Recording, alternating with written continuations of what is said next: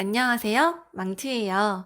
이번 영상에서는 아동간호학을 공부하는 방법에 대해서 간단하게 정리해 보려고 합니다. 아동간호학을 5분으로 압축해서 설명해 볼게요.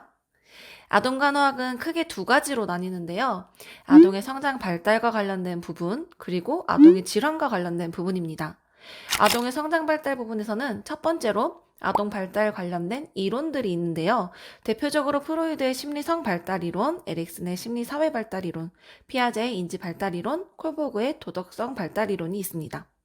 두 번째로는 아동의 발달 단계별 특성을 구분하셔야 되는데요.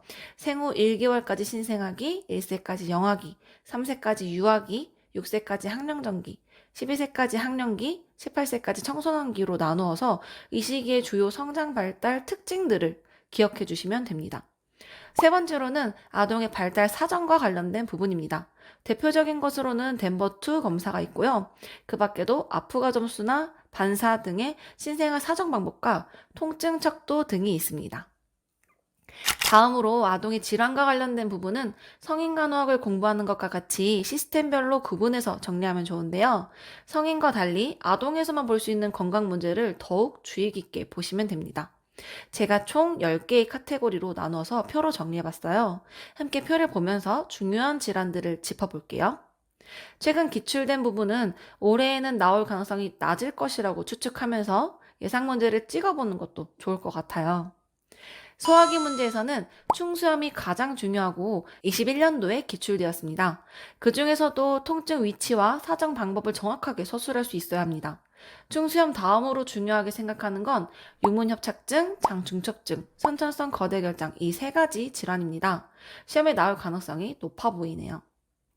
호흡기 문제에서는 알레르기성 비염, 천식, 결핵 부분이 중요한데요. 특히 알레르기 반응이 일어나는 병태생리 과정, 그리고 치료 약물을 중요하게 봐야 합니다. 알레르기성 비염은 18년도에, 천식 약물이 20년도에, 결핵은 22년도에 기출되었죠. 국시에서는 크루프를 구분하는 것도 매우 중요하게 다루고 있는데 아직 임용고시에서는 나오지 않았네요. 심혈관 문제에서는 선천성 심질환의 종류와 증상, 무산소 발작 시 간호가 중요하고 가와사키 질환의 증상이 매우 중요한데 가와사키가 22년도에 나왔죠. 류마티스열은 14년도에 기출되기 때문에 앞으로 출제될 확률이 높아 보입니다. 특히 증상, 진단 방법을 구체적으로 서술할 수 있어야 합니다. 근골격 문제에서는 발달성 고관절 이형성증의 진단검사가 18년도에, 척추측만증의 진단검사가 19년도에 출제되었습니다. 시험에 근골격 문제가 나온다면 근위영양증이 나올 확률이 높아 보입니다.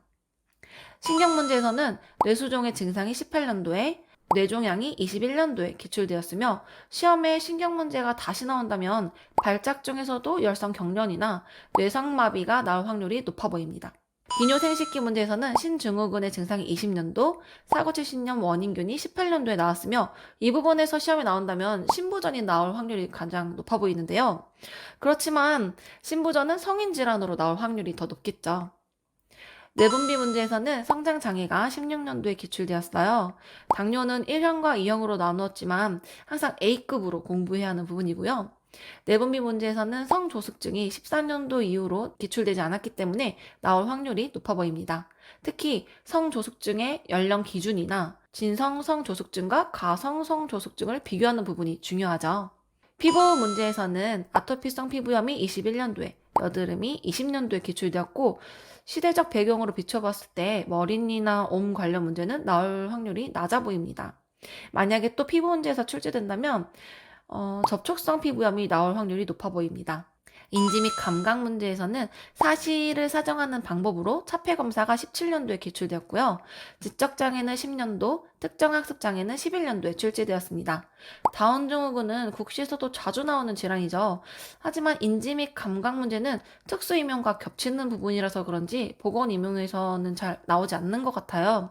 혹시나 해서 올해 특수임용을 찾아보니 의사소통장애, 다운증후군뿐만 아니라 뇌성마비, 품행장애, 난청의 종류, 문제들이 출제되었더라고요. 발달 및 행동 문제에서는 아동학대가 20년도에 기출되었고 자폐 스펙트럼 장애와 ADHD도 매우 중요한데요.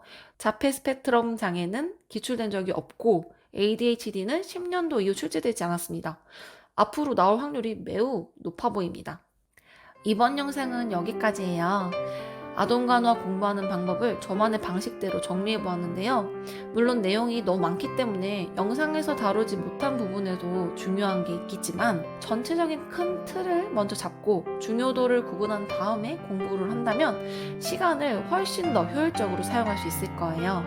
조금 더 자세한 내용은 아동간호학 3탄에 90분으로 정리된 영상이 있으니까 참고하시면 도움이 될 거예요. 다음 영상에서 만나요. 그럼 안녕!